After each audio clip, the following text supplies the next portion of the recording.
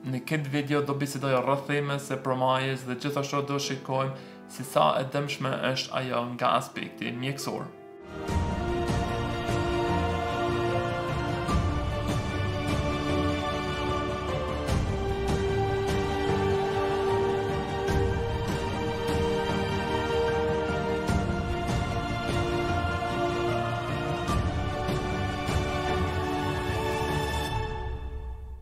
Përshëndetje dhe mirë se erdhët në kanalin tim Shkurt dhe Shqip. Unë jam Dritoni dhe unë jam mjek në specializim këtu në Zvicër. Dhe në këtë kanal flas me ju rreth tema ndryshme të mjekësisë, shkollimit apo zhvillimit personal. Dhe nëse këto tema ju interesojnë, mundi tani për me abonu këtë kanal. Edhe pak na vjen vera dhe bashkë me kohën e nxehtë bëhet edhe tema e përmajës shumë aktuale. Rreth kësaj teme të përmajës ka ideja të ndryshme, ka persona të cilët hiç nuk besojnë se ekziston diçka si përmaja, dhe anën tjetër ka persona të cilët kanë shumë frikë apo ankth sa i përket përmajës. Si bazë të ideja se çka mundet mos sjell përmaja, e ku marrë një artikull të gazetës Bota Sot ku bisedohet kjo temë dhe aty disa pikë cekën të cilat mundet për mi pru përmaja. Për fat keq në atë artikull nuk janë gjithë ato informacione korrekte, kështu që unë do e marr atë artikull si bazë dhe do e bisedoj ato smundje të mundshme si kanë thënë këta pikë për pikë dhe do t'ju tregoj se ajo është e vërteta apo jo. Pra, nëse ju interesant se sa e rrezikshme është përmaja dhe cilët smundje mundet mi sjell ajo, shikoni këtë video deri në fund. Pikë pare duhet me shtru pyetjen se a ekziston ai fenomen përmaja apo jo. Përgjigjja është e thjeshtë. Po, përmaja ekziston. Por tani do të me definu saktësisht se çka është tamam përmaja kur të flasim na për atë send. Rreth kësaj teme të përmajës ka edhe publikime shkencore të ndryshme dhe aty definohet përmaja si një rrymë apo lëvizje e ajrit të laminare apo më thonë më ndryshe një frymë e vazhdueshme brenda në banesë apo në vetur. Pra, nësi jeni banesë apo në vetur dhe i hap dy dritare dhe ja fillon tani një rrëmim i rregullt i ajrit, tani mundem më bisedu për përmaja. Gjithashtu duhet të keni të qartë se përmaja është e rrezikshme vetëm kur qëndron ti në atë vend ku qarkullon ai ajri. Pra, nëse në banesë tane i hap dy dritare dhe ti ngjidesh me një dhomë tjetër dhe nuk të prek ai ajër, nuk je i ekspozuar tek përmaja. Gjithashtu nëse hap një dritare dhe jashtë fryn shumë dhe hin frymë brenda në banesë, gjithashtu aty nuk mundet më trok përmaja. Para se vazhdojmë videon, duhet të keni të qartë se kur bisedoj unë rreth përmajës, vetëm mendoj në atë situatë kur një person qëndron në rrëmim të ajrit laminar, pra kur për shembull dy dritare në banesë janë çel dhe e ngrenë dikon ajrin dhe ti qëndron aty ku qarkullon ajri. Tani flasim për përmajën. Në rregull, pra përmaja edhe nga aspekti shkencor ekziston, ama çfarë dëmeve apo çfarë lloj smundjeve mundet mi sjell ajo.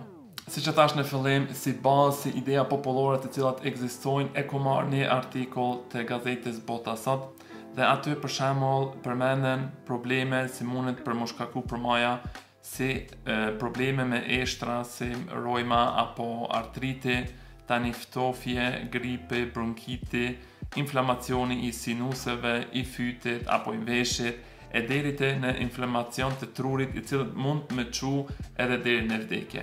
Kështu pra shkruan ajo gazetë se çka mundet për mos sjell ajo përmaja. Sipas autorit të artikullit, ato informacione i ka marrë tek një profesor i Amerikës, ama nëse e lyp atë profesor në Google dhe atë universitet nuk ekziston ai person, pra nuk e di ku i ka marrë ato informacione, pra cili është burimi i tij, si dhe qoftë ka desinformacione, të cilat do i shpjegoj në këtë video se cilat janë të pavërteta. Për me pas pak më lehtë i kam marrë unë të këto smundje e 3 grupe. Grupi i parë është smundja e eshtra, i cili i diskuton, tani grupi i dytë është smundje të inflamacionit të trunit dhe grupi i tretë është një grup pak më i madh, është infektimi i traktit frymarrjes anal, të cilat janë të cekuna disa lloj infektime të mundshme në atë artikull. Si të qoftë, ja filloj me pikën e parë, pra me problemin se a mundet përmaja për më shkaktu apo më provoku smundje të eshtrave si për shembull rojma apo artriti. Përgjigjja është thjesht jo. Baza e shumicave të smundjeve të eshtrave apo reumatologjike është autoimune, kështu që të ftoftit apo përmaja nuk luan rol tek shkaktimi e atyneve sëmundjeve.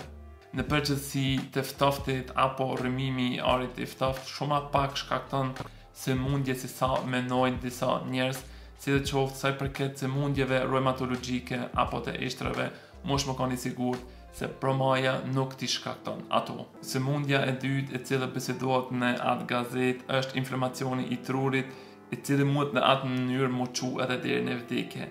Edhe ajo thjesht nuk është e vërtet ato infektime apo inflamacione të trurit jo një sëmundje në vete dhe nuk provokohen nga një promaj apo një rrëmim brenda në banesë, kështu që thjesht edhe ajo nuk është e vërtet dhe mundi më kanë sigurt se promaja apo një rrëmim i arit i lëvizshëm nuk ka me myt asnjë person. Në rregull, pra, e pam se cilat sëmundje nuk mundet mi shkaktu promaja, ama cilat sëmundje mundet mi pru ajo. Promaja mundet mi pru dy sëmundje.